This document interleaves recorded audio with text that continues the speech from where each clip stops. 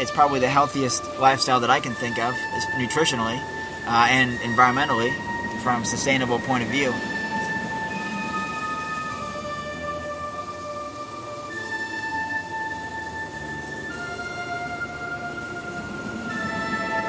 My body's healthy and I feel great and I have lots of energy. You can do it too.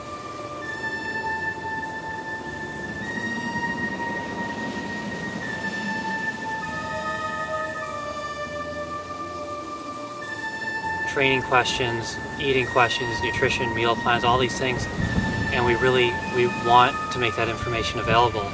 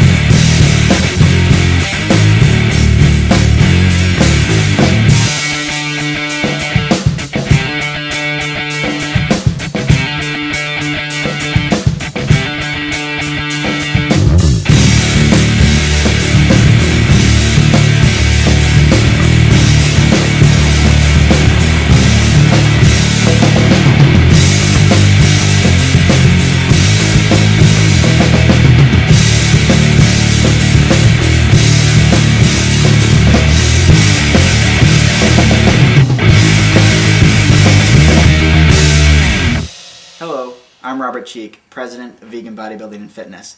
In 2004, Brendan, Tanya, and I formed the Vegan Fitness team with a specific goal in mind, to show that it is possible to be a successful athlete on a plant-based diet. In Vegan Fitness Built Naturally, we'll take you on a tour of a local natural food co-op, a vegan potluck inside the gym for training sessions, and actual performances by the Vegan Fitness team. It is our hope that by showing you how we eat, how we train, and how we perform, that will provide you with information and inspiration to live a healthy vegan lifestyle. Thank you, and we hope you enjoy Vegan Fitness Built Naturally.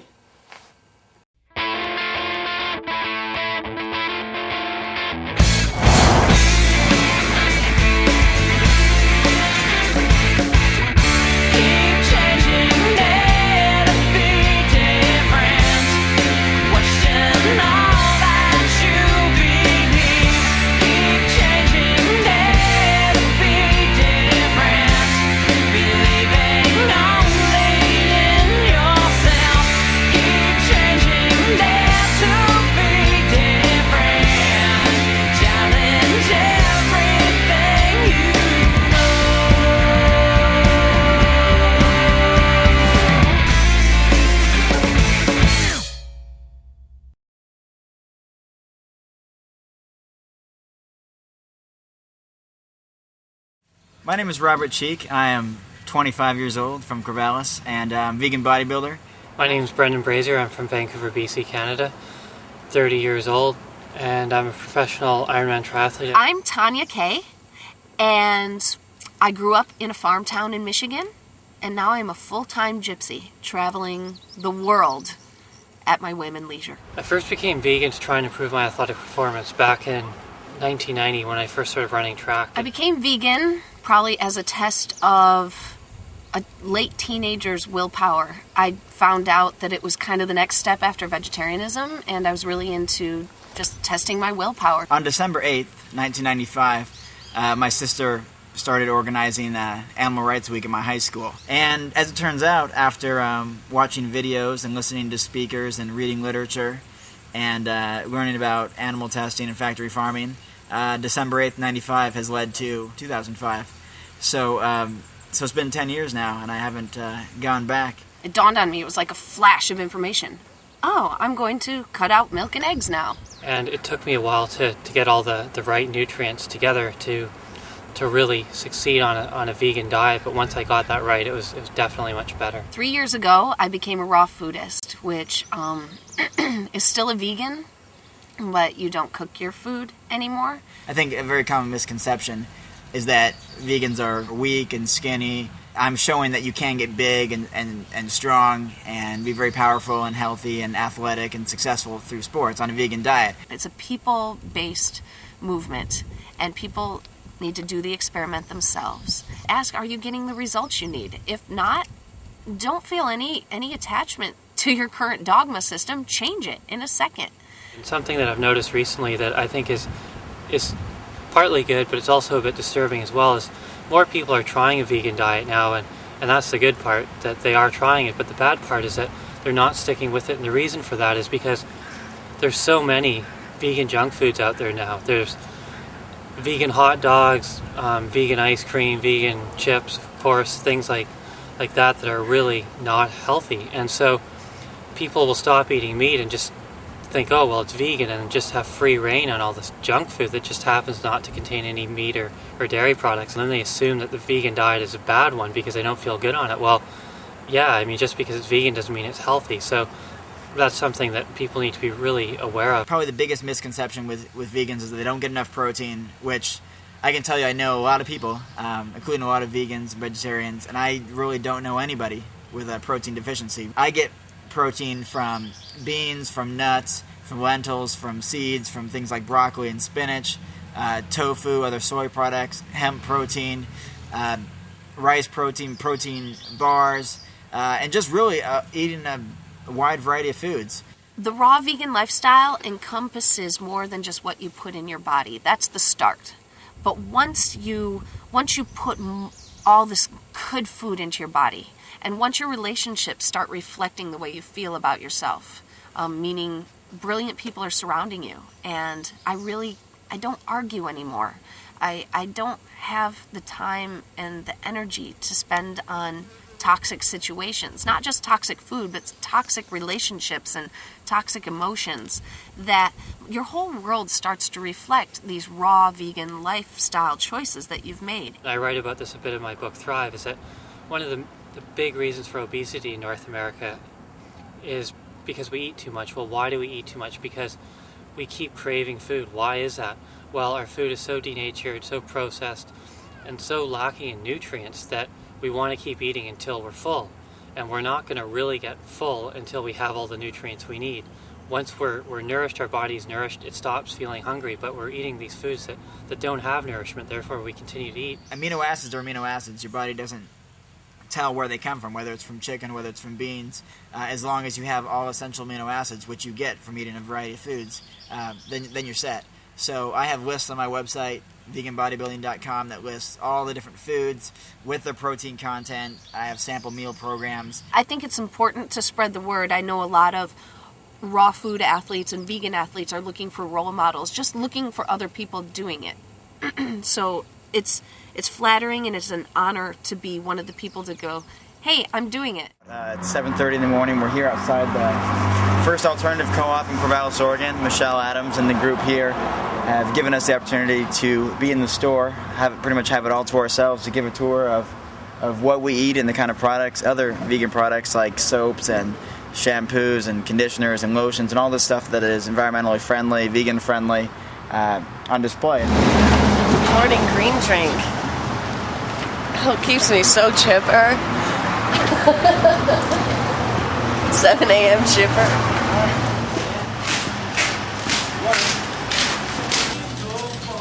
I think it's appropriate for me to start in this area.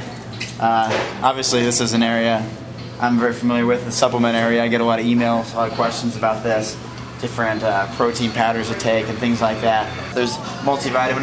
I think multivitamin is something that everyone should take, not just vegans and vegetarians. I think it's every single person can benefit from it, because we don't always eat a complete wide variety of foods that we should. We're probably always missing something, and this just kind of covers you. It's just a good way to cover all your bases with that. Here's another one. This makes it really convenient and easy. You look directly for the label, and it makes shopping a lot quicker as well. And it lets you know which ones are vegan friendly, which ones aren't. Veganism doesn't just talk about the food that you eat. It doesn't just include the foods. It includes the whole lifestyle. So all of these kind of products are vegan and not tested on animals. It'll say right there, produced without animal testing with no animal byproducts. Has a little picture of the rabbit with the line through it, almost like the no smoking sign. So this is something I always look for, and it's shampoos, soaps, conditioners, laundry detergent, dishwashing detergent. These are all deodorants not tested on animals. Same with these soaps, and these are made locally and smell pretty nice as well. But these are all environmentally friendly products. Not just they're animal friendly, they're also planet friendly. And this tofu jerky I like, because I like to get high protein stuff. I still eat a tremendous amount of fruits and vegetables, but not as much as Tanya and Brendan, and I eat a lot of the protein-based stuff. Mostly just because that's what my sport requires. Being in bodybuilding, protein is the most important thing to consume, protein and total calories. So this is another thing. Quickly, some quick food to get protein sources, nuts and seeds, packed full of protein, and lots of other different nutrients in them. Calcium, depends on which ones you get. Sesame seeds are a very good source of calcium. Pumpkin seeds are a good source of protein. Almonds, obviously, a good source of protein. They're all good sources of fat. But I'm getting ready for bodybuilding competition. I get this stuff right here, the bowl of tofu, because the other tofu that I eat is processed, and it has a lot of things added to it, a lot of sodium added to it. I'll bake this up in the oven and maybe put a little bit of salsa on it so it doesn't taste so bland. Because there's not a whole lot of flavor, just a regular white tofu, and I think it's one reason people are scared of tofu, because they have it. The first time they have it maybe is in this form. It does come in flavored forms, and they use smoke to make it flavored like a variety of different meats. So people who do like the taste of turkey, or, for example, they have the tofu turkey, or the tofurkey they call it. The thing I hear the most about people thinking of becoming vegan or not becoming vegan is that they're going to miss cheese. I just wanted to let everyone know there is a whole variety of cheeses, not just the regular yellow cheese. There's all kinds of different styles, and oftentimes they'll say vegan right on it, so you can pick that out easily. So for those of you who have trouble giving up cheese, there's an alternative for you. And milk's not only soy milk, but we have almond milk, rice milk, as right over here. And that comes in chocolate, vanilla, plain flavored. You can even get it for kids' lunches, so everything is really convenient these days. These ones are ready to drink, you just shake it up, and they're ready to go. These ones, you just put a straw in and take it to school or take it to work or wherever you have to after that. These are other things that maybe people aren't aware of that are vegan products. They have even yogurt. They have soy yogurt.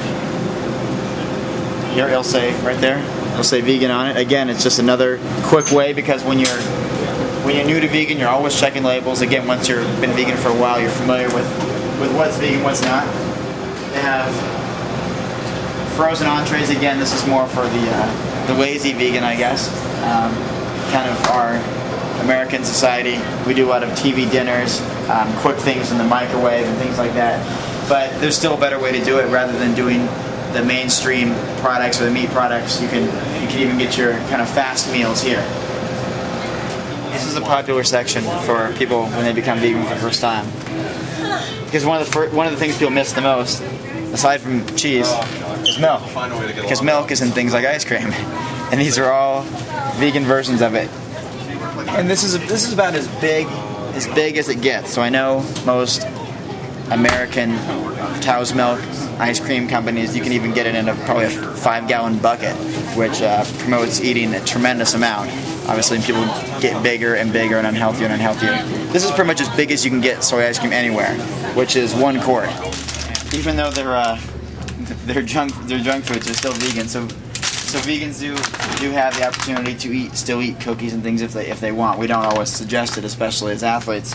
But if you do want to give up animal products, but you still want to be able to eat treats and things like that, these are all things that are available. I am going to add some fruit though. I have to get enough because I'm sure Brendan will eat all of his and dig into mine as well, and so I've got to make sure I still have a little bit left for myself. Fruit contains all the things essential for life: vitamins, minerals, amino acids, fatty acids, and glucose. I pretty much eat the main 3. Obviously the main 3 when it comes to fruits are apples, bananas, and oranges. I probably eat about 15 servings a day.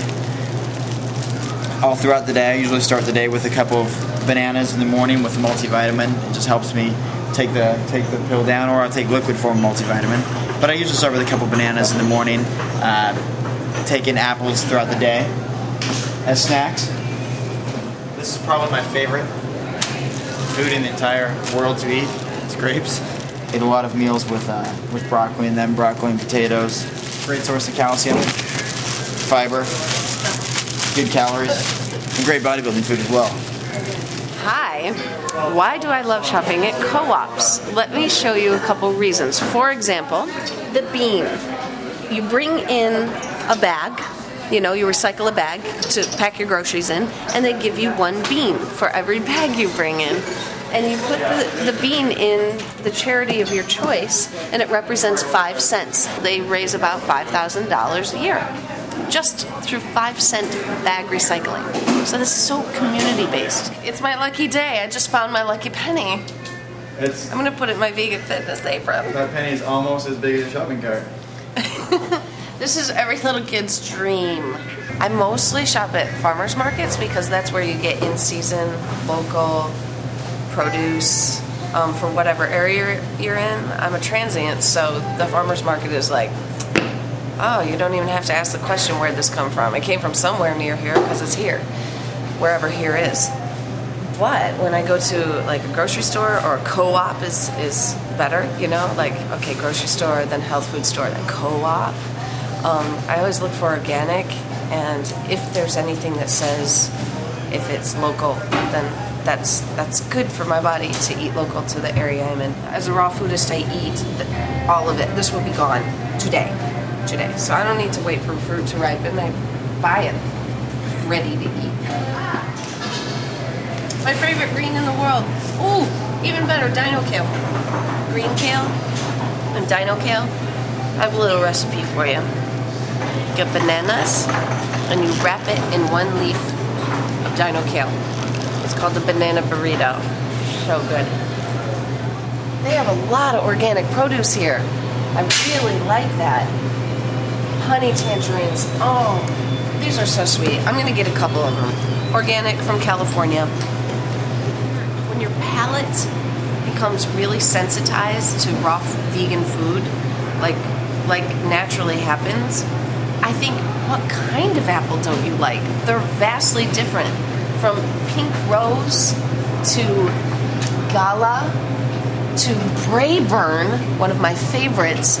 These are vastly different apples. Brayburn's like candy. It's very crunchy and really light and sweet and bright, like sunshine sweet,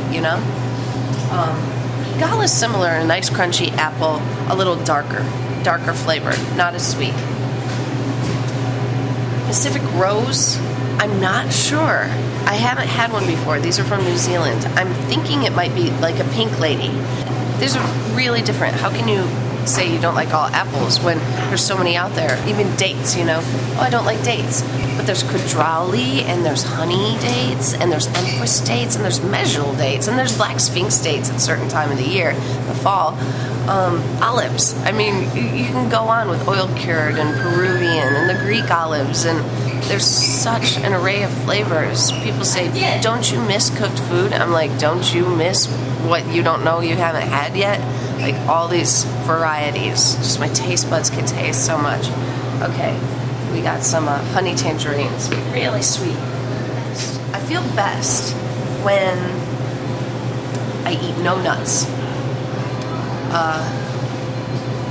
Light fat during the day, so like one avocado or one coconut.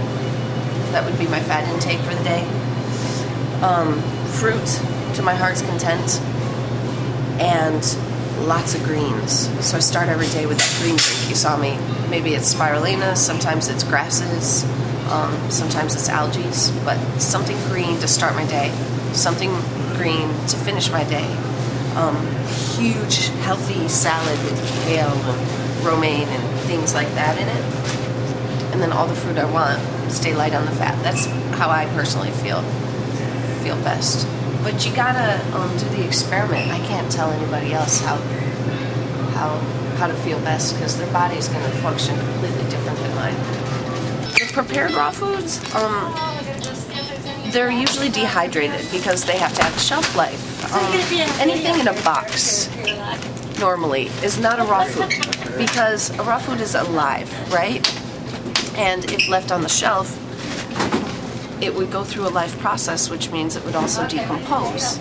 So anything that comes in a container or in a box or something, it's not alive anymore. If it lasts more than a week on the shelf, the way raw foodists can kind of get around this and manipulate nature to fit into society is by dehydrating things. So this is a version of raw cereal. If you dehydrate things under 108 degrees, that's pretty generally accepted. My favorite food in the world is the avocado. I'm only gonna get one because I'm trying to chill out on the fats because I feel best when I don't eat a ton of them. You can always tell if something's organic if it starts with 9.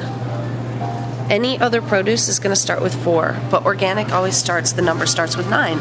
And I'm seeing a beautiful brand, Mendocino seaweed. These guys are from Mendocino, California. Mendocino Sea Vegetable Company. They're a ma and pa organization. They actually drag the seaweed out of the ocean themselves. This is so cool. They drag what's local from California out of the ocean themselves and let it sun dry on the rocks and package it and sell it to you. It's brilliant. Nori's very hard to get raw. Usually it's toasted.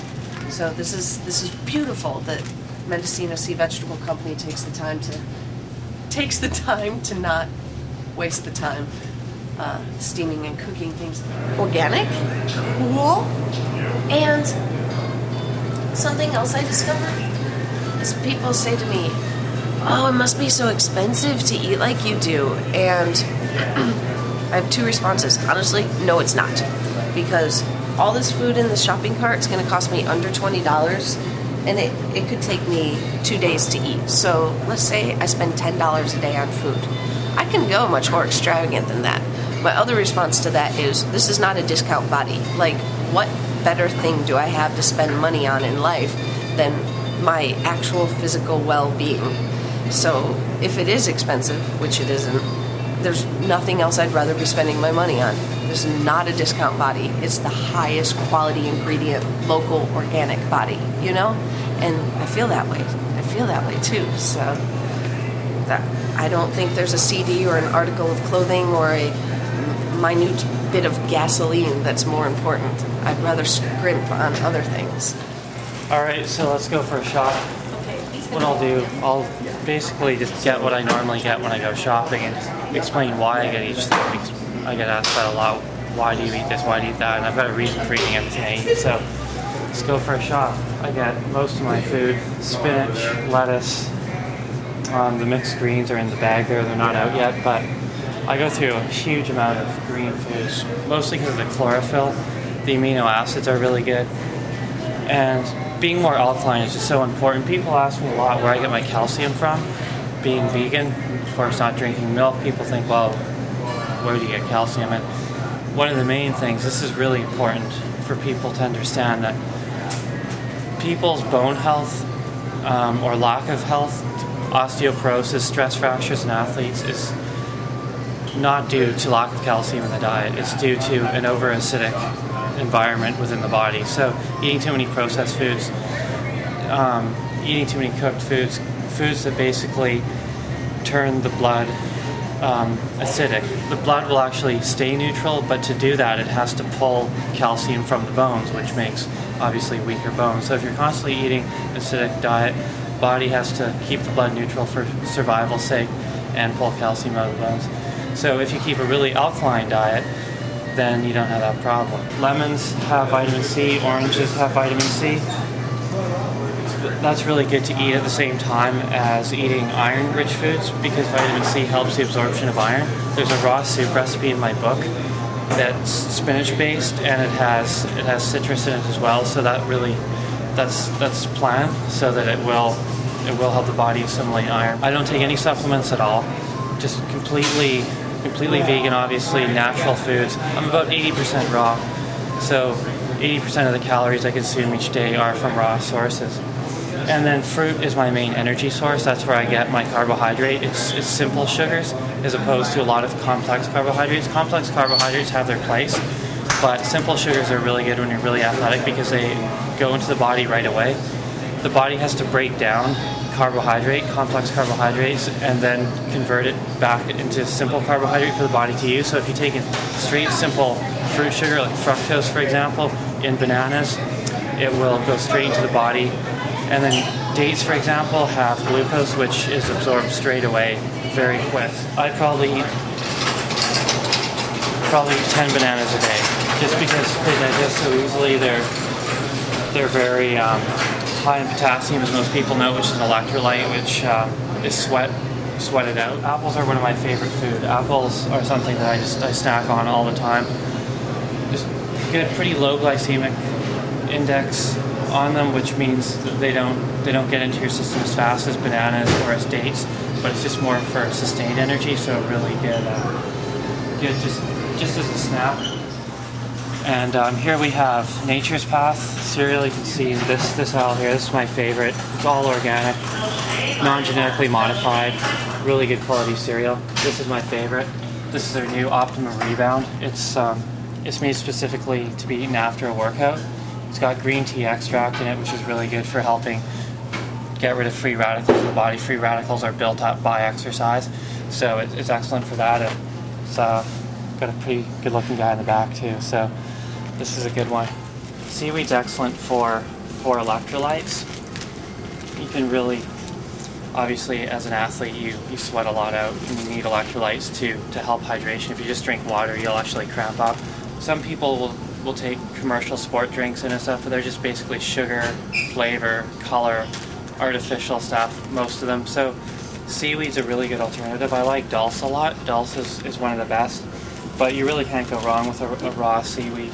Here we have the energy bars, as you can see. Quite a wide variety of them. Some are vegan, some are not. There's more vegan options right now, but I'm actually pleased to say that the new Vega bar that I've developed is going to be on the shelves probably mid-September 2005 in Canada, and a little bit later in the US. So look for the Vega bar. It's very unique. It's 100% raw, enzymatically alive. It's very alkalizing. It's got dates as kind of the base that holds it together, but it's also high in hemp protein. It's got 10 grams of hemp protein, sprouted mung bean, sprouted flaxseed, got some dulse in there. You can't actually taste it, just a little bit of salty flavor instead of actually using salt. So it's a food source electrolyte complex as opposed to chemically, which is obviously it's much healthier. Some wheatgrass, and it's going to be really good, so I'm excited about that. This is one of the best right here. The hemp seed nut is one of the best protein sources there is, and this brand too, Manitoba Harvest, is definitely the leader. They also make protein powder, which obviously is high in protein, about 50% protein, but this also has omega-3 fatty acids, which are sometimes lacking in vegetarian or vegan diet. Omega-6 essential fatty acids as well, so this is a real mainstay of my diet. I put it on salads, I put it on all kinds of different things. I mix it into things. I use it in some baking. I'll bake right into some pizza crusts and things like that. It's really good. There's a big variety here. There's all kinds of good things. There's green lentils, red lentils. They're really good. I soak them overnight and they're ready to go. You don't have to cook them, just raw. Soak them, rinse them, strain them, put them in the fridge, and then have them for mixing in with some hemp oil, balsamic vinegar, hemp seeds, sometimes some walnuts and cilantro. You can cook them if you're more into that. I prefer to soak them. A lot of people think, well, it takes 12 hours or whatever, but it's not like you have to stand there and watch them. You just put them there, put them in water, go to bed. That's pretty much the bulk of it. I personally don't. I used to eat quite a bit of pasta, but now I don't. It's obviously there's good vegan pasta, but for health reasons, I stay away from the refined stuff and go with more whole grains. And then if they got it, some Vega. Always want to get Vega. As I'm sure you know about by now, the whole food meal replacement that I formulated. Yeah, I didn't say just swing your hips. She is always on the phone, and he is always eating. and I'm always talking. I never stop. There you go. That's a theme this whole time. Anyway, we're going to go ahead and pick up our groceries now and head out. So, again, thanks again, Co-op. All right, so we're on our way to the vegan potluck now. We've got Tanya and Brendan in the back, and we're going to be arriving in just a few minutes. And it's going to be taking place at the house I grew up in. All right, we're here. Let's do it. Knock, knock. Opportunity is at my door, and I lock myself inside. I'm so unsure of my chest. And that sausage is on Aches every time I try to breathe, and I can't rest. It's unacceptable to not add to the table at a potluck, so I'm gonna go do the honors of getting the food from the car. Although I didn't make it myself. This macaroni and tofu thing is delicious. And I love all of it. Looks like me, but we Yeah, what do you need to do? I don't know. Never get this home. Robert will. What are you so afraid of? Trust I'll find my way. What are you so afraid of? Neither path is safe. What are you so afraid of? That I can't even see. Why am I so afraid of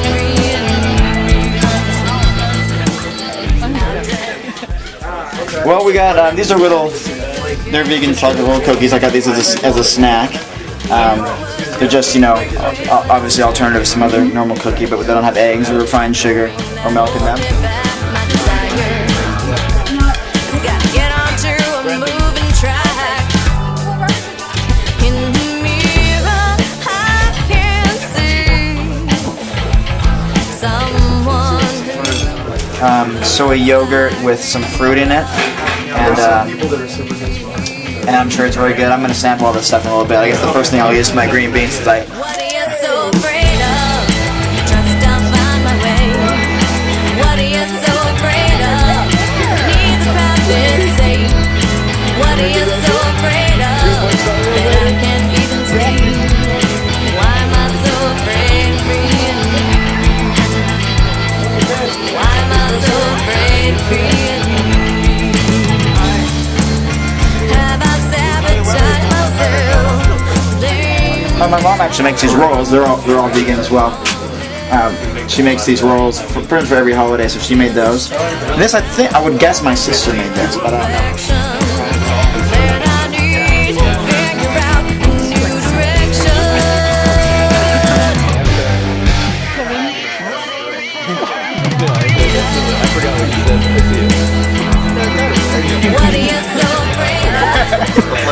We're gonna have a flex off the day pasta pretty soon with the forearm fruit. There's some mock chicken salad, just like chicken salad, but it's with tempeh instead, and a bunch of spices added. And this is bow ties. It's some noodles with spinach and carrots and onions and some oil and things like that.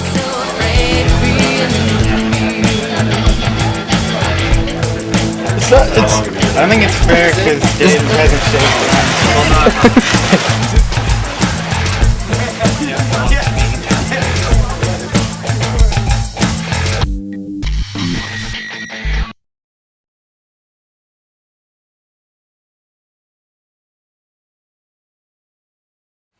Growing up, I wanted to be a professional wrestler. That's all I wanted to be. I became a dancer when I was 4 years old. My mom caught me shaking my 4-year-old little booty in front of the television as I watched Star Search, and I remember what I was seeing too. I was seeing an a cappella tap group. I first began triathlon soon after high school. I was running in high school, as most people do, and I really first started running to get fit for hockey and just improve my hockey, but then I realized I liked running a lot better. My personality type's more suited to it. I'm really, I like individual sports. If you fail, you got no one to blame but yourself. If you succeed, well, you know, you can thank yourself too. In 2001, I almost got a job with the World Wrestling Federation, and it wasn't to be a wrestler at first. I was actually a sports therapist at the time, and I was going to be part of their training staff. Then I trained. I just kept dancing. I love using my body. I've danced every day, I would say, since I was 4 years old. And at 14, I started teaching dance. At 15, I auditioned for some professional theater up in Detroit and got it. I got injured though. At one point, soon after I started riding a bike just to to get over the injury. And then of course I could do duathlons, running and biking, but they're quite small, so swimming was the next logical thing to try. You know, I was about 17 when I moved to Chicago and discovered I was really bad at working in factories, but really good at performing. And I never worked another day in my life. I'm just lucky people like to watch me dance. I met up with an old friend, Jordan Baskerville, who introduced me to bodybuilding. I had been into fitness and lifting weights, getting ready to join the World Wrestling Federation and getting bigger and stronger and gaining weight. But it wasn't until I met up with Jordan that I was able to really get into bodybuilding and put on a lot of weight and really get encouraged to compete, which is what I do now. I'll just continue to do Ironman as long as I can. I know some guys who have really taken a smart approach to training and nutrition and been able to race at the highest level in their early 40s, so that can be a good goal for me too. I'm 30 now, and I can get at least another really solid 10 years in, and I look forward to it.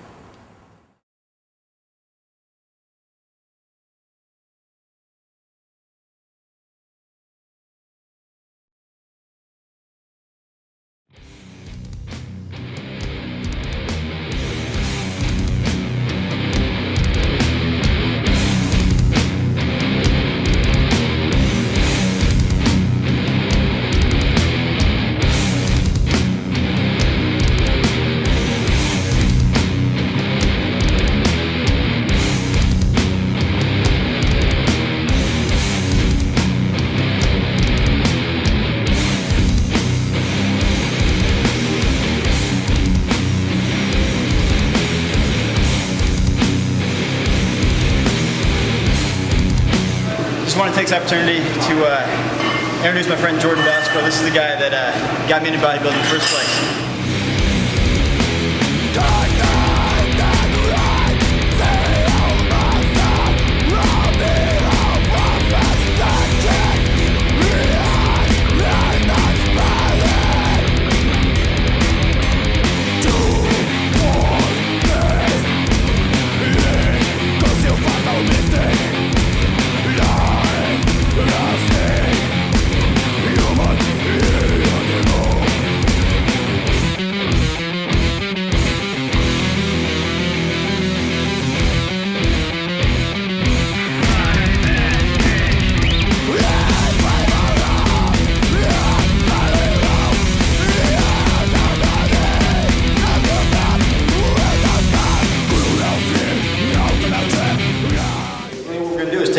Take you through a workout. I'm going to show you some of my vegan bodybuilding exercises that I do, and we're going to start just with basic warming up. It might look silly. I'm in here doing jumping jacks, push-ups, sit-ups, you know, but it's necessary. You got to stay injury-free, and the more you can get the muscles warmed up before you actually hit them with weights, before you stress them with weights, the better. Another thing I like to do for warm-up, aside from push-ups and sit-ups, almost every day I use this pull-down machine. And what I'm doing here, I'm not jerking, I'm pulling it with my back, with my lats, pulling it down.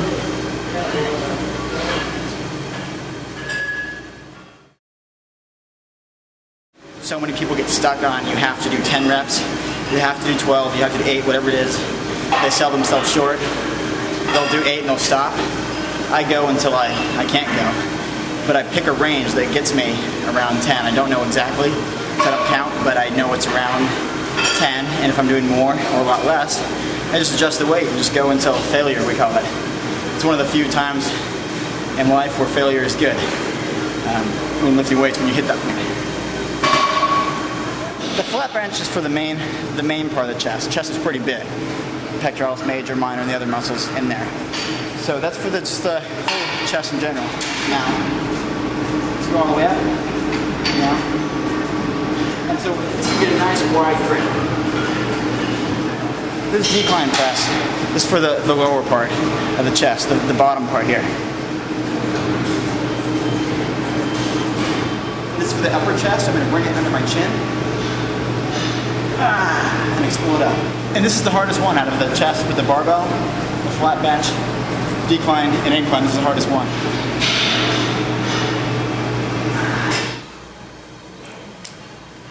is what I'm doing is bringing the weights from here right up in front of me. So you can see as the chest rises. But for typical workout, for chest, I would do these kind of exercises for about 3 to 5 sets. It'll take me probably 45 minutes to an hour just of chest. I like to hit one muscle group the whole time.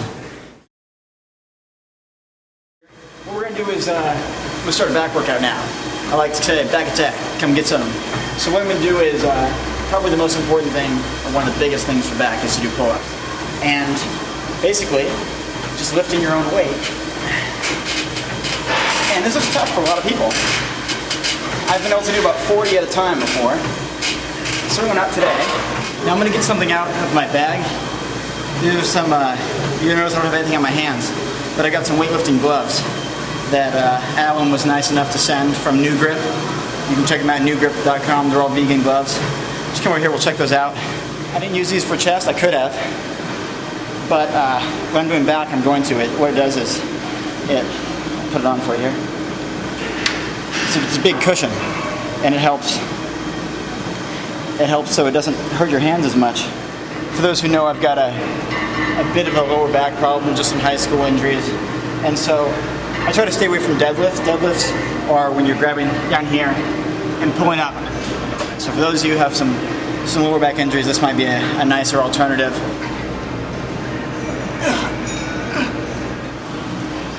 This is a replacement for bent over dumbbell rows.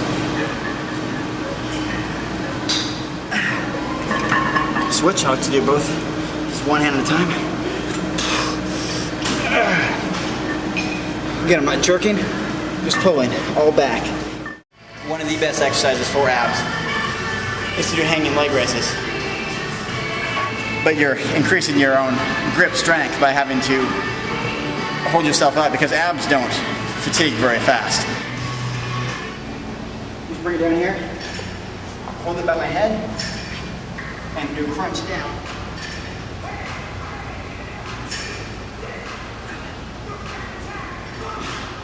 What I'll do is 20 like this, or some number, and then quickly turn. Do 20 or so to that side. So do it in a series, no rest. 20 or so here, and then usually double that. So I'm using both legs, and do about 40 like this. And then I finish with the leg raises, and by the end,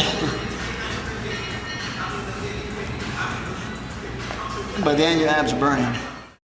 I really like to stay in the 8 to 12 range when I can. With legs sometimes I go a little bit heavier, a little bit fewer reps, just because I like the explosiveness and the power. And with these training legs, I like to rest a good 2-3 minutes in between sets. It just takes that long, just by the nature of the size of the muscles. You can adjust your feet a little bit, point your toes in or out to let it affect a different part of the leg. So with my feet a little bit pigeon-toed,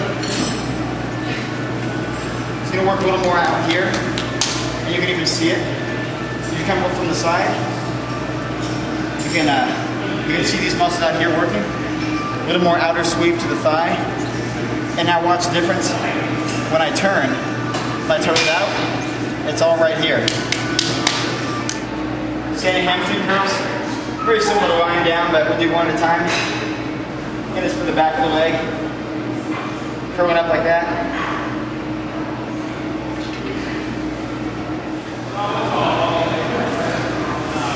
Calves, I like to do a few more reps. Oftentimes go anywhere from 15 to 25 doing these. So I like to do 2 or 3 sets to the side, 2 or 3 to the front, and then I like to do some rear delt exercise as well. So you hit the anterior part of the deltoid, the lateral side, and the posterior part as well. We're going to start with lateral raises for the outside delts.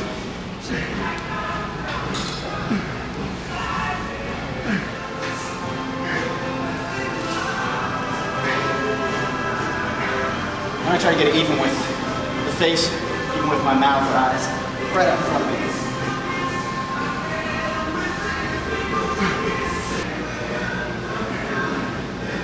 Now we're gonna do the back, posterior side. So what I'm gonna do is lean forward, and I'm gonna pull the weight back. So I'm pulling it out and back. Okay, for shoulder press, you want something like this right here. Help stabilize your back. Sometimes if you just sit on a flat bench, you have a tendency to bend your back. So I just hold right inside and go up.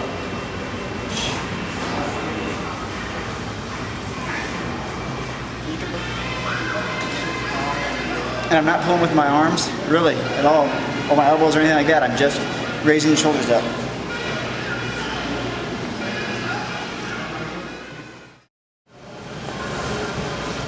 And again, tricep, anything that is pushing down. Pulling this bicep, pushing triceps. I mean, you can just watch it move. Bicep, triceps. You can hold it. And again, do those negatives coming back up. Fight it. Ready? Yeah, buddy!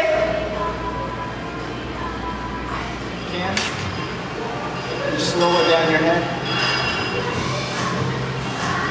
And the more you keep your elbows in, the more you can work on the triceps.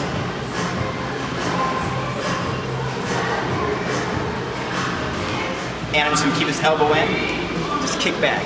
And I like to rest this hand on my thigh, just kind of stabilize myself.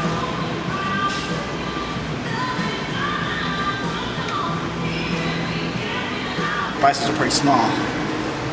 Despite popular belief that they're big muscle. They're pretty small. And so they can really keep that pumping. They don't need as much recovery. They don't need nearly as much recovery as something like the chest, the back, or especially the legs, which need minutes and minutes. These are perfect. Just hit. We've done a lot of positive muscle contractions, pulling muscle, but also negatives are great, which is resisting, let it pull out. You can actually get better, oftentimes better results that way. So you can even have a spotter help you push the weight together, and then just fight it on the way down. Just resist. Tremendous stress on the muscle. Great for muscle building. Bring it all the way up, holding it for a second, go back down, and do them alternating, one at a time.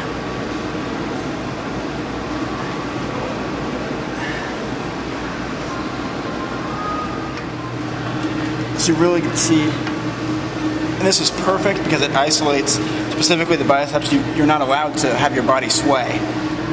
It can't move. It stays right here.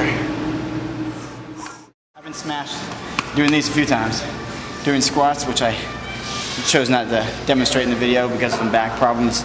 I've actually been crushed a couple times under the squat racks.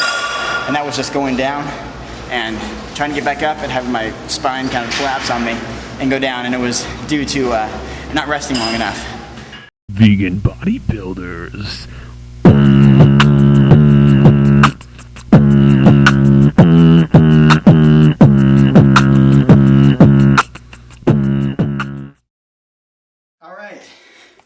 Just getting ready, contest, a couple days out. So what we do to get ready is we paint ourselves up. Protan, this Protan here, it's even not tested on animals, so it's very vegan friendly. And all you do is just spray it on like this and give it a little brush.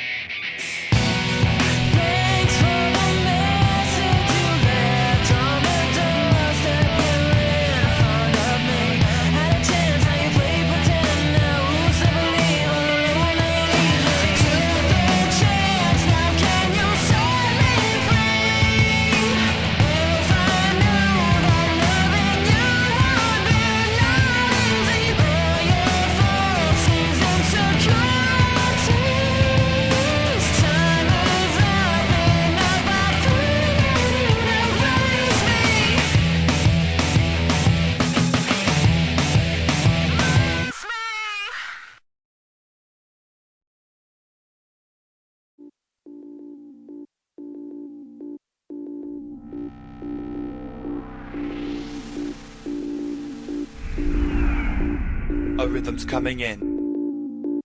A rhythm's coming in. Need a downbeat. A rhythm's coming in. A rhythm's coming in. Need a downbeat.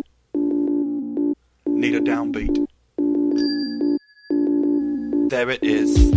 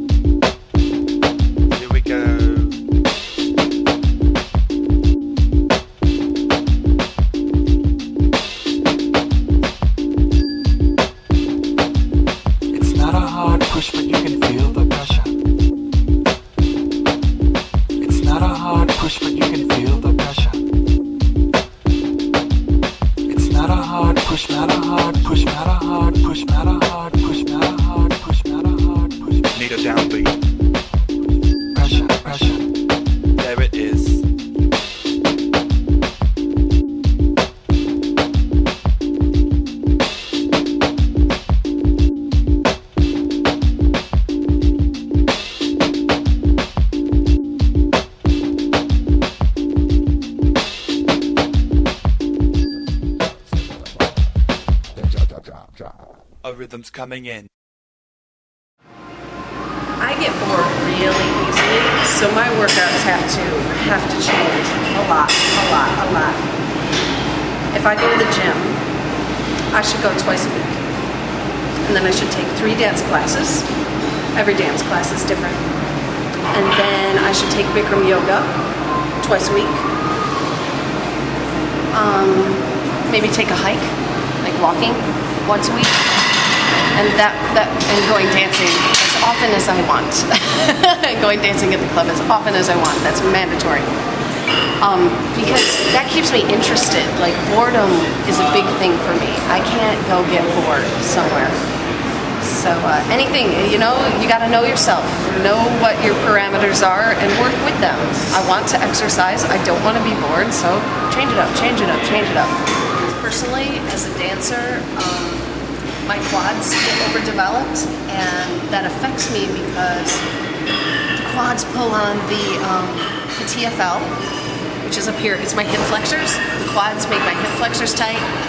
The glutes, my IT band pulls, and then they pull up on my knee. So in order to not have knee pain as a dancer, I have to balance that by working the backs of my legs a lot. And it so helps. Why wait until after you're injured to do physical therapy? Like, do physical therapy beforehand to have like a healthy physique and alignment, so every move can be perfect. That's the idea. I have learned sometimes the most about my body through injury. Like, injuries always tell you where a new muscle group is that you obviously didn't know about, and it makes you respect that muscle group and know exactly what movement that muscle group does. And injury always catapults me into a new level of respect for my body. Like, I learned more about dance through being injured. Don't want to be injured, but it is a nice way to approach injury when it does happen. Like, oh, I'm learning here. I won't do that again. Through 2.5 years in Stomp, where you basically spend an hour and a half on stage like this the whole time for 2.5 years every day of your life. Playing something down here or moving something this way.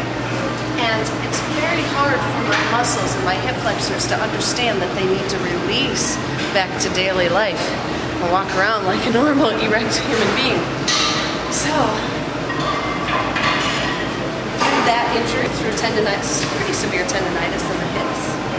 I got a whole routine for my hamstrings that feels really good when I do it regularly. And I put balance in there.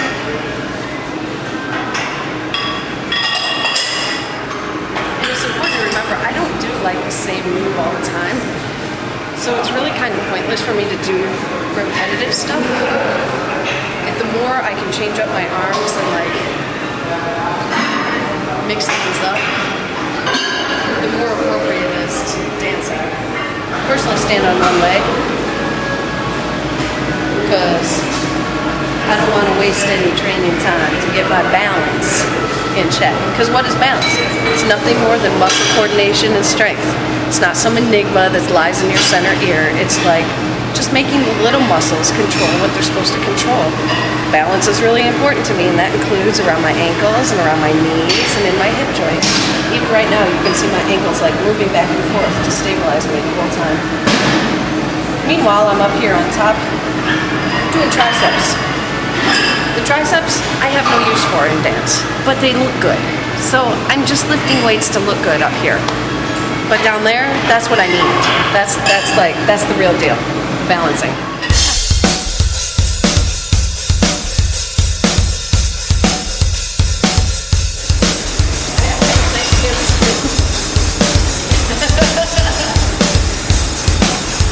Did you roll those up? They rolled up that high? Yeah. Oh wow, that's nice, boy. These are booty shorts, don't you know?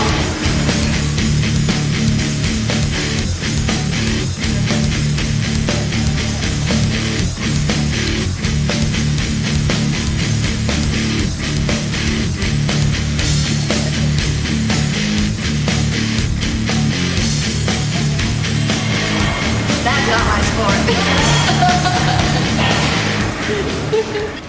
Need a killer soundtrack for this part, because that's what I'm hearing. Try and pull flat across your stomach, because letting it pooch out and pull up is not supporting anything. That's not a sit-up. So dancer, pull flat across. You might not be able to go as high, but that's strength. That's what's balancing and stabilizing your core in every move you make, whether you're sitting at a desk in an office or on stage doing a triple pirouette and a jeté. Lifting up and over, not crunching down, but lifting up and over.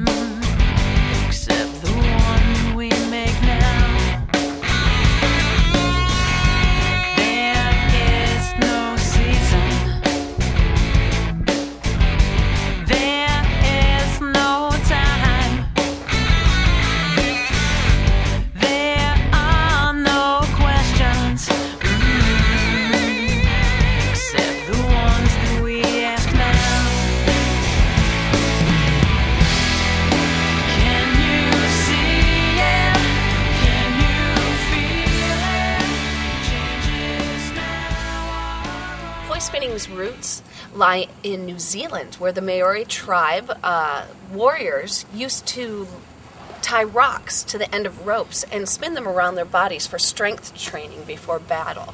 And the women would also spin poi to increase coordination in their fingers for weaving.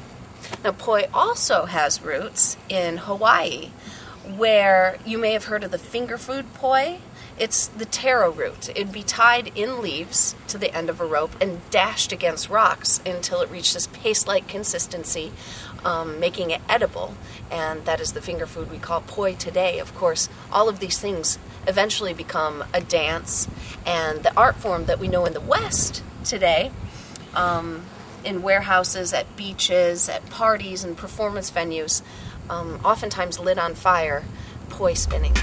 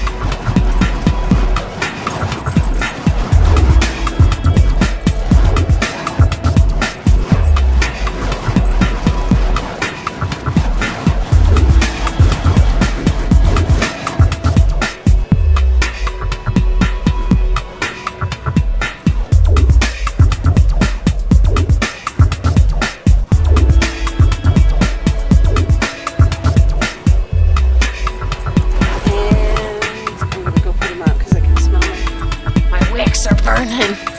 It's not the fuel anymore, it's the wicks, girl.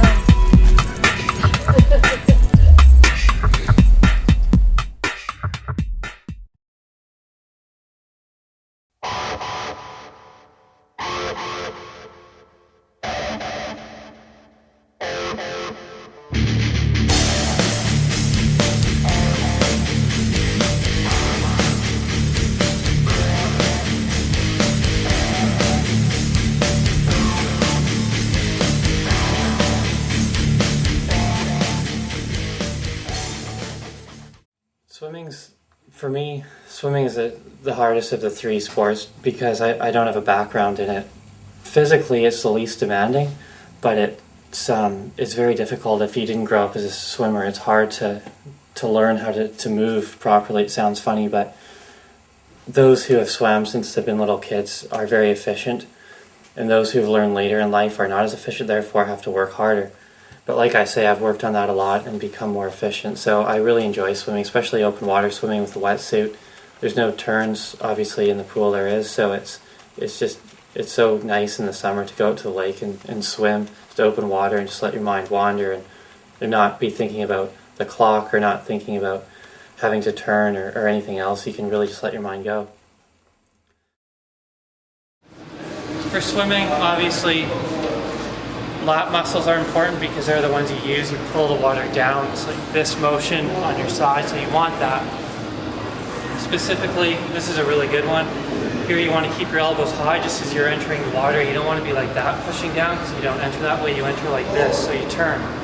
Just as if you were doing your swim stroke. Turn like this. About the same width that your arms would be apart when you're actually swimming, and pull down.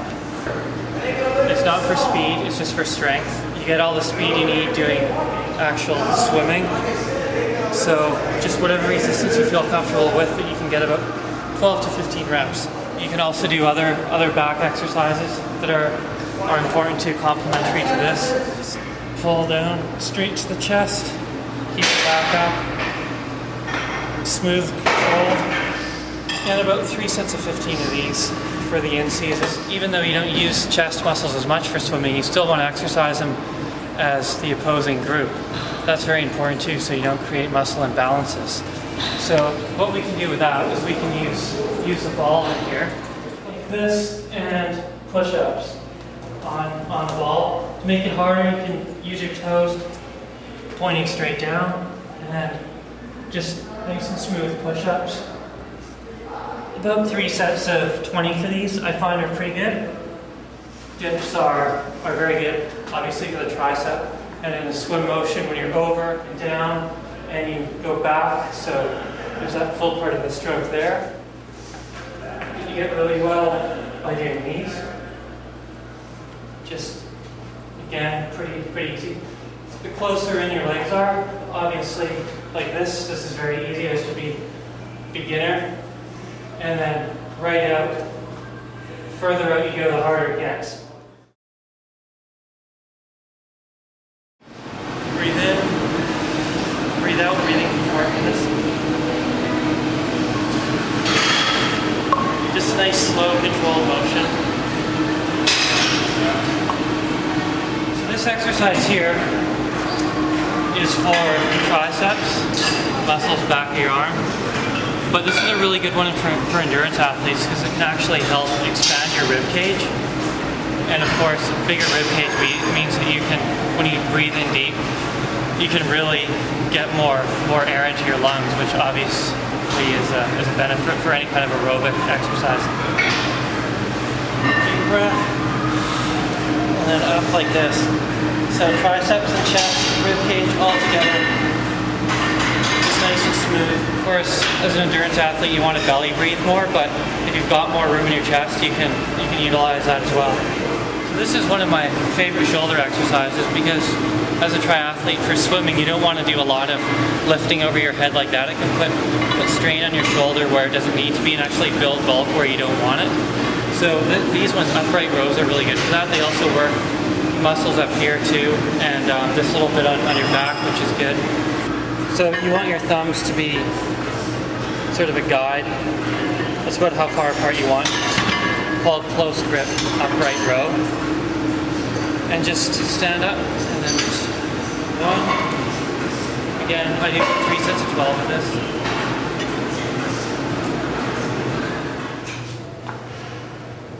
So what I'm going to demonstrate now is an in-season program. This doesn't build mass, but it will just maintain strength, and the main thing is it's going to strengthen the core, which is extremely important for cycling and running, really anything, but endurance sports, it's essential to be able to do that. So this, sit on the ball like this, tuck your elbows in, get this up, and walk out,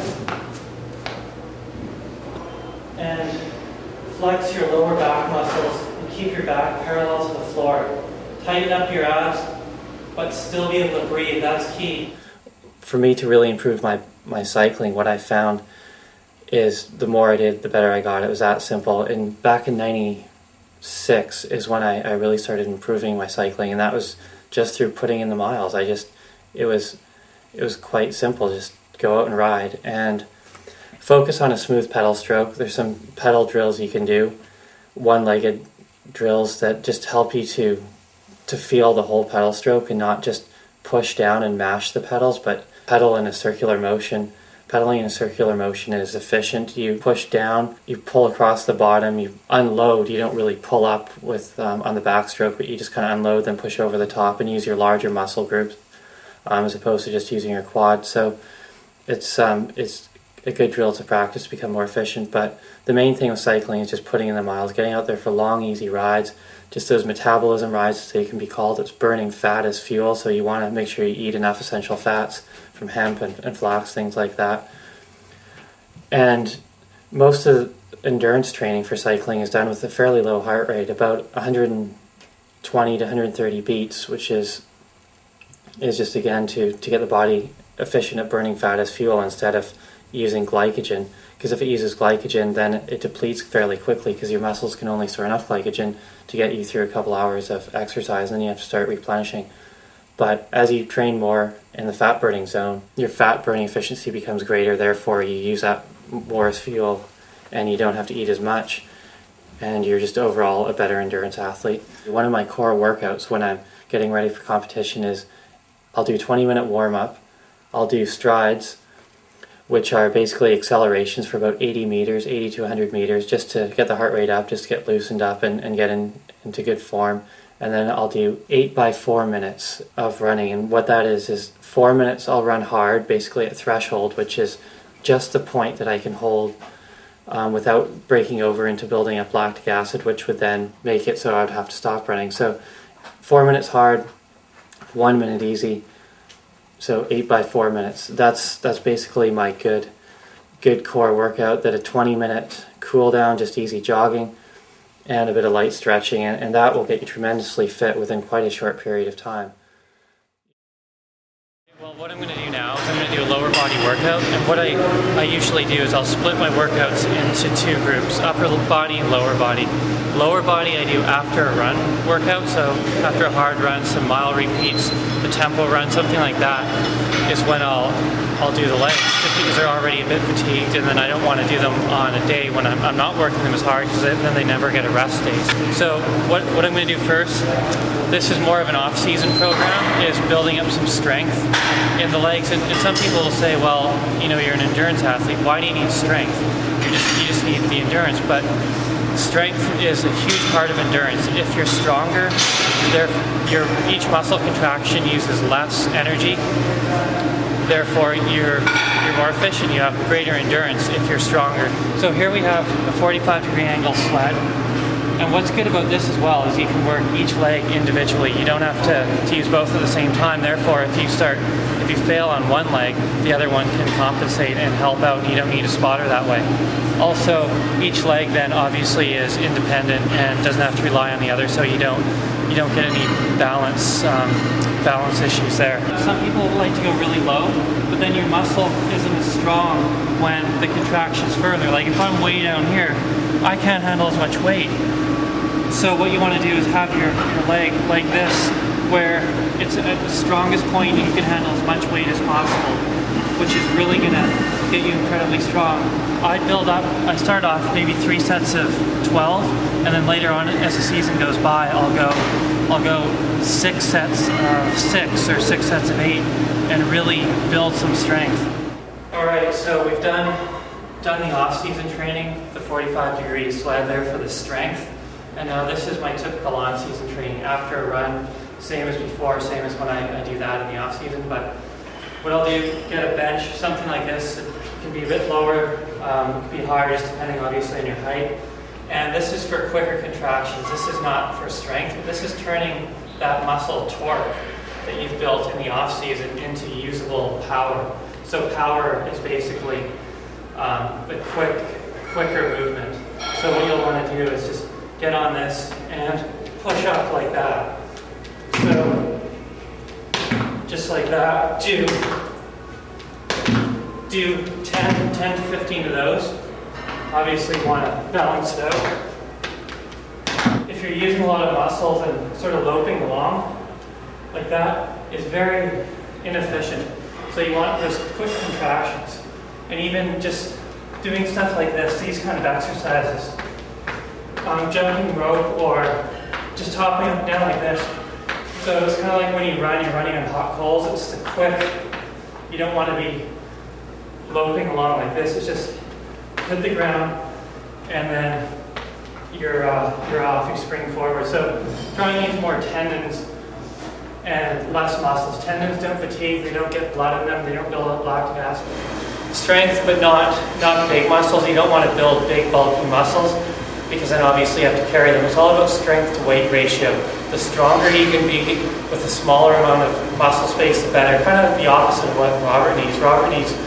He needs big muscles, whereas runners, endurance athletes, strong, small muscles. Like anything, you put in the time and it all comes. Just have confidence in your body, have confidence that a strong body will adapt and will change, and that even though the first little while of training might feel really tough, that's the whole idea. It's supposed to. If training were easy, then you're not putting enough effort into it. So it's going to be hard. It's always going to be a bit of a challenge, but it's a fun challenge. And as you get better, you can do more, and as you do more, it becomes more fun. And then as you get fitter, it's effortless, and you can go out for an easy run, and it's just completely effortless. You just feel like you're floating along. It's a really great feeling when you get to that point, and I don't think of it as pushing myself. I think of it as letting myself go. It's easier for me to train than it is to not train, just because it's part of my lifestyle. I started it when I was 15, and it's something that is really embedded in me.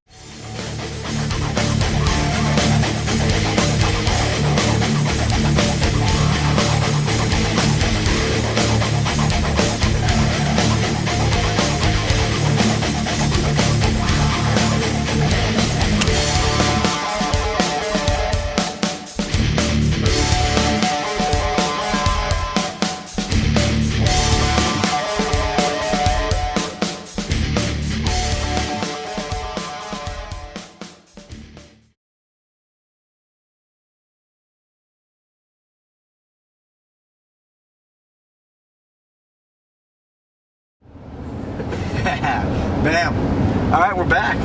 We're on our road trip. We're out to Bend, Oregon. I'm going to be doing a half Ironman. It's called the Pacific Crest Half Ironman. It's Pacific Northwest Championships.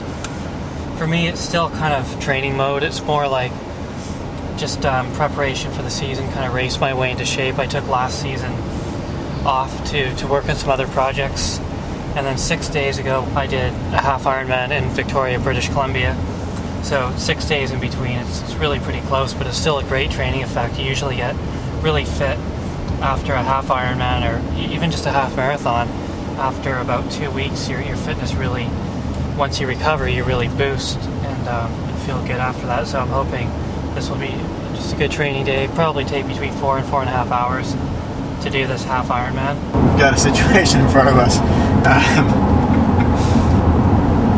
Apparently, we're using caution to go around these turns. Some of these turns are pretty sharp. They're about... they have 40 miles per hour. Yeah, I got to slow to 40, so might as well do 20 just to be safe.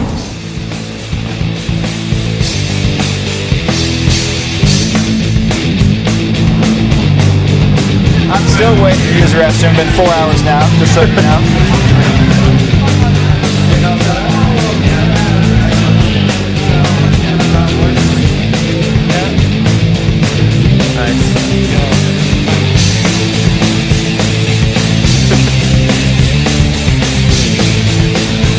So what are you guys doing right now? Trying out a bathroom. Gotta pee, man. We just drove 4 hours. You just became a character in the movie, Brendan. You're the other kid that has to pee.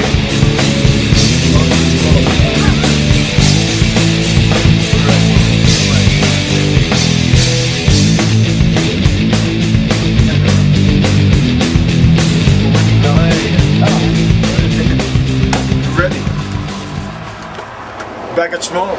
We're getting ready. We just loaded up everything. Brendan's all set. Everything's loaded in the car, all his bike and everything else. Looks like a nice day. Should be nice weather for his race. He'll be swimming in just a few hours. He's got his pre-race drink he's gonna tell you about, and we're gonna get ready to go. Morning. So yeah, morning before the race. As you can see, I got my race suit on here underneath this, so just put it on when I get down there. What I got here is some Wild Harvest Yerba Mate, Aviva brand, best brand by far. It's grown in Paraguay, and it's grown what they call wild harvest, which means it's with the jungle. It's not instead of the jungle. It's not plantation style. They don't clear out the jungle to grow it.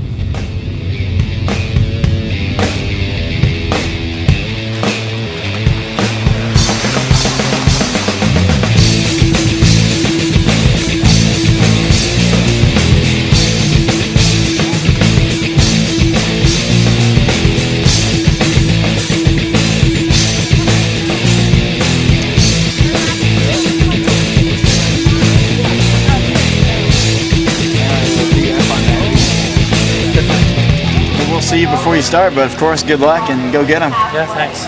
Vegan power, man. Let's do it. See you at the finish. We'll see you at the finish.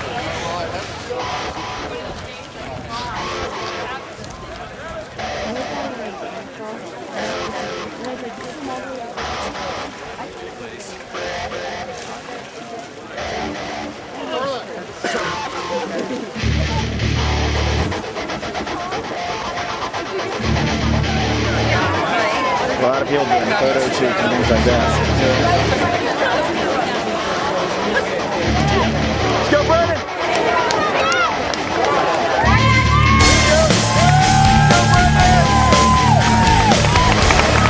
Only 5 hours to go. Let's do this.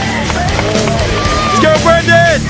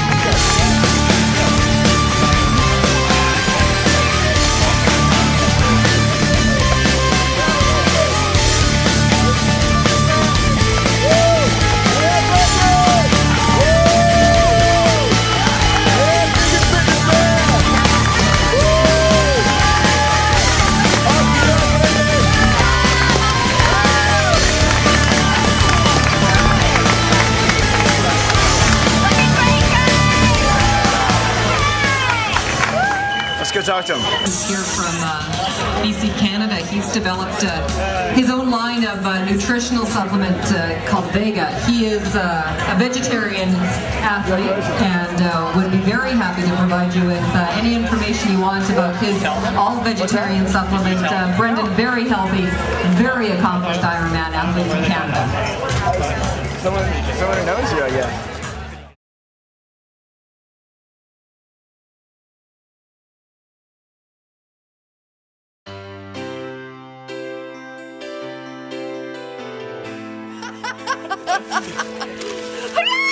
I think we all need to do one back to back to back. There's a little Thank you. You're welcome. Wow.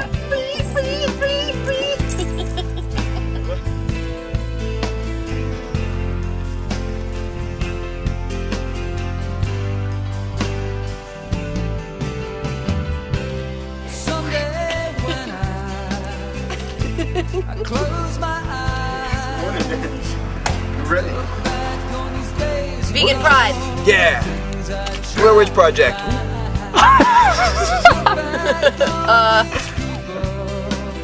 Help me on my way. All the darkest clouds are behind me now, and I look for a brighter day. All your brothers, all my friends. One more. I hope that you're giving me all the love that music sends. With you by my side, dreaming away. Just knowing that you're with me makes things easier today. Just setting stuff out in case.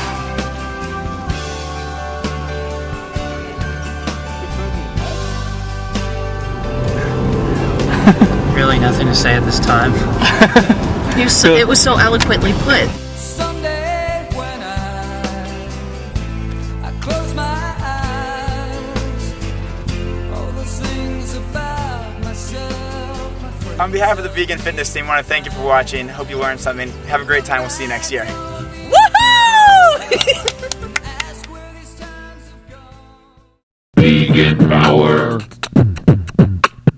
Build your muscles. So I have probably, the cost goes way down there, probably 100 to 200 items in here. Let me just show you a couple. They range from anything from Vegan Fitness Team apron for cooking to the tank tops. These shirts here, as you've seen all week, a variety of women's clothing, the little sleeveless shirts here. I was looking for this on the shelf, and I've got a whole Tanya K display in here. Do you want to talk about this article a little bit? I'm really impressed because Veg News is like this beautiful magazine, right? And look, right on the front cover, Tanya K. Oh, wow. Under Moby's face. It's kind of this great, really well-written article on, driving waste vegetable oil and eating raw foods and being a professional dancer and performing. And as you can see, it's spotlighting my new DVD that came out, How to Spin Poi with Tanya K. And I'm really flattered. I'm really flattered. It's so cool to be included in stuff like this. It's awesome. Yeah. What I did last year is I wrote a book called Thrive, A Guide to Optimal Health and Performance Through Plant-Based Whole Foods. And that came out September 2004, and by February 2005 it became a Canadian bestseller, which I'm very pleased that it was received so well, and I think there's really a place for it, and I think that's a testament that people are looking for this kind of information. From there I developed a whole food meal replacement called Vega. It's hemp-based, it's 1/3 raw, it's alkalizing, it's very unique, and it's now in about 1,000 stores in Canada. It's doing really well. So now I'm developing a Vega bar, which is going to be 100% raw, vegan of course, bar.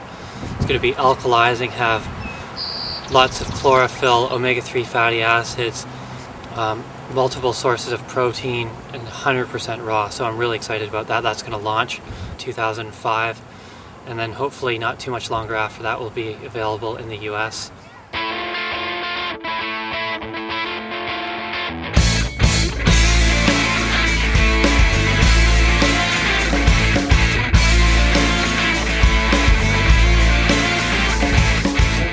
I suggest if you want to be vegetarian, you should eat fewer animals to begin with.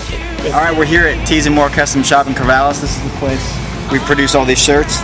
Like this one here, Diane Ford is the one I've been working with for the last 3 or 4 years, producing all the shirts that you guys are wearing around, and which I appreciate. Yeah. Look, It's my new DVD. That's me on the front. That's me on the back. Nice. Pretty cool.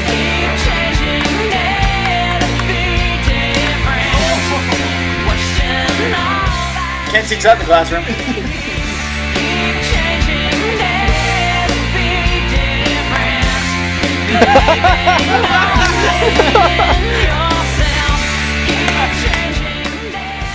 Chocolate, banana, cereal.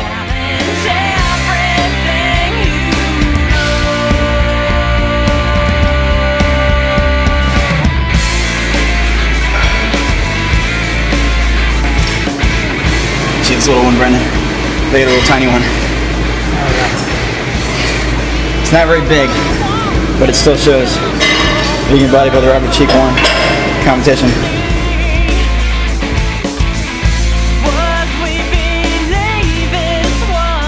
Thanks to Robert for, well, one, a nice apron.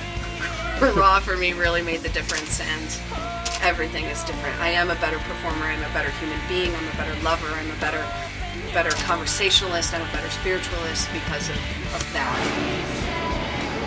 But we're gonna train some abs. Oh, we got some stuff stuck to me, that's good. It's always cool. But all this has been organic, so that's cool.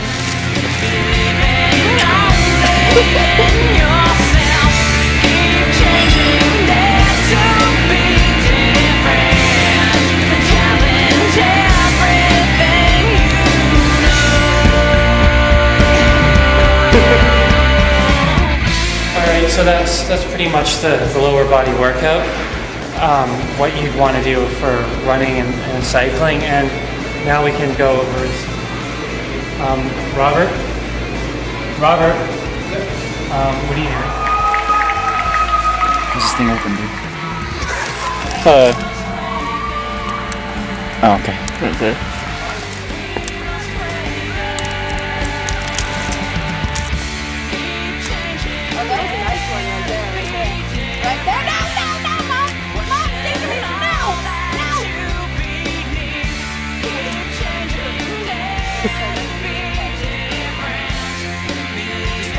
And it just dropped into the ground. Why does it show us what that looked like? Kind of flex way down. It looks like.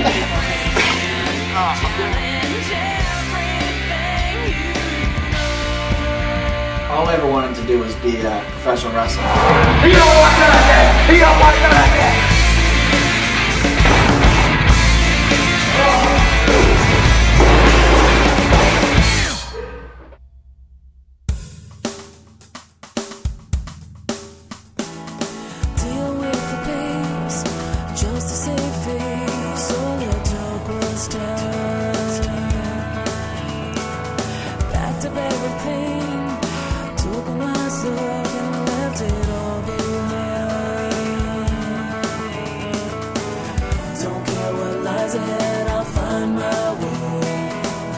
I've seen it all, I know the games I've played.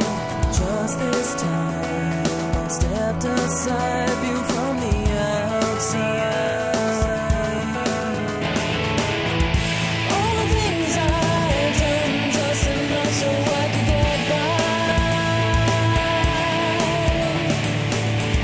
Though I know what lay before me, there must be a way.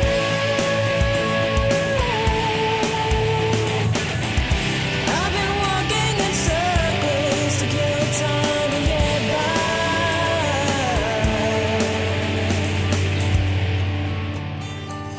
Years I've erased to end up in a place I never thought I'd find. No one out to find the pieces left behind, view from the outside.